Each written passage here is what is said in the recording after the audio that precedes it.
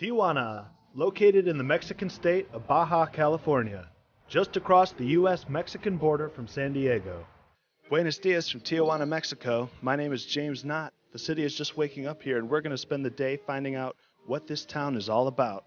After crossing the busiest international land border in the world, most visitors head to Avenida Revolucion, also known as Larevo.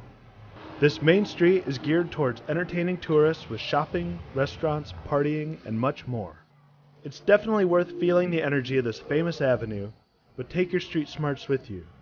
You can bargain with the shopkeepers and find good deals on local trinkets, but keep an eye on the exchange rate. Whether it's pesos or dollars, local businesses seem all too eager to round the rates in their favor. The restaurants can be fun, but the food is hit or miss. The people watching from the balconies is entertaining, but I can't figure out why they won't sell me just one margarita. I order one, and several Mexican minutes later, two come out. Hola, amigo! Fiesta!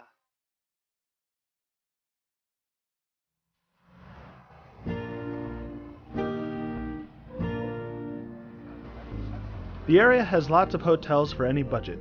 One notable one is the Hotel Cesar, where the Caesar salad was invented. This is my hotel. This is what you get for $24 a night. Pure luxury.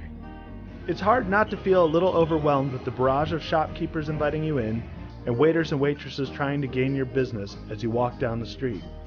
You can get a massage or a photo taken with a zebra. I mean, a burro painted like a zebra.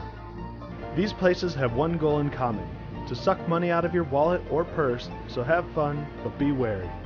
One thing I noticed is that these people must get sick a lot. There are pharmacies everywhere.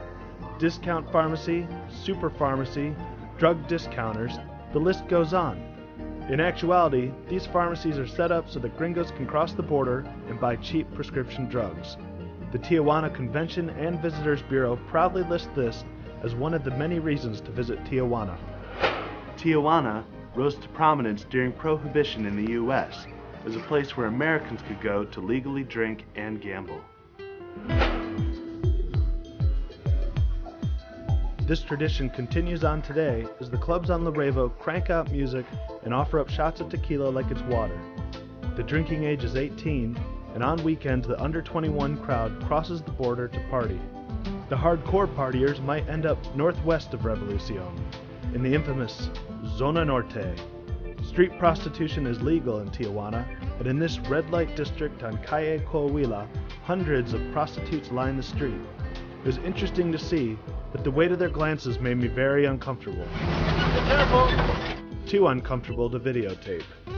According to people I talked to, stricter U.S. border enforcement because of the U.S. war on terror and U.S. immigration policy has cut down on the number of tourists willing to go through the hassle of crossing the border.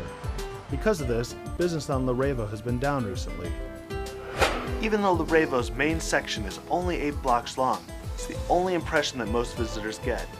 In order to leave the tourist traps behind and get a better sense of the city, you must leave Avenida Revolucion. One street over is Avenida Constitucion, a busy avenue with restaurants and shops aimed at the local population. In the neighborhoods around Larevo, you can find beautiful, peaceful parks and interesting monuments. You are likely to find local residents hanging out, and you'll find life outside of Larevo to be more relaxing without businesses constantly hounding you to spend your money. I'm currently located in Zona Rio. This area of town, located along the Tijuana River, is generally nicer and more cultured than the party atmosphere along Larevo. Zona Rio's busy boulevard, Paseo de los Héroes, is marked by huge statues to great Mexican heroes of the past, including Abe Lincoln? Along the route is the Centro Cultural Tijuana, featuring the golf ball-shaped Cine Planetario, with the 180-degree movie screen, a museum on the history of Baja California, and plays, concerts, and dance recitals. This neighborhood hosts a wide variety of restaurants of all different ethnic flavors. And there's also a mall. The Plaza Rio Tijuana is one of the most visited in the region, and has a Cinepolis VIP movie theater. Other diversions include going to a bullfight at the El Toreo de Tijuana on Agua Caliente Boulevard, not to be confused with Aguas Calientes Boulevard. This intersection will freak your mind. Further along Agua Caliente, dog racing is a sport of choice. At the Hippodromo de Agua Caliente, you can bet on greyhound races each night after 7:45 p.m.